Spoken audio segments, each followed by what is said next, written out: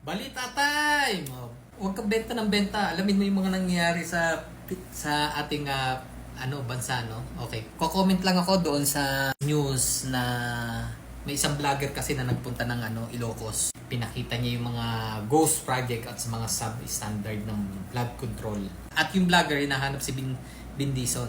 Itong naman si Bin Dizon, nagbigay ng kanyang pahayag na na matabang vlogger na nagpunta doon sa Ilocos ay wag daw siyang pangunahan at siraan. Alam daw naman niya ang mga nangyayari doon sa mga ibang tao na kakasuhan. Parang nananakot pa itong pahayag nitong si Bin Dizon.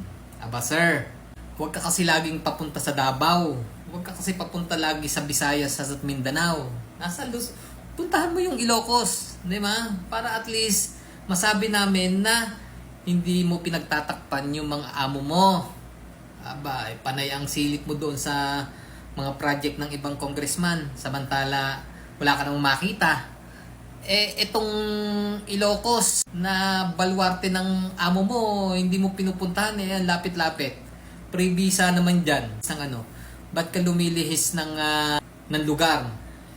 Ang lapit-lapit niyan. Galit ka pa doon sa bigay ng impormasyon sa'yo at sasabihan mo pang mataba. Huwag ganon. Masyado kang mataas ang tingin mo sa sarili mo Askal ang pag-uugali mo Isa kang government official, isa kang public figure.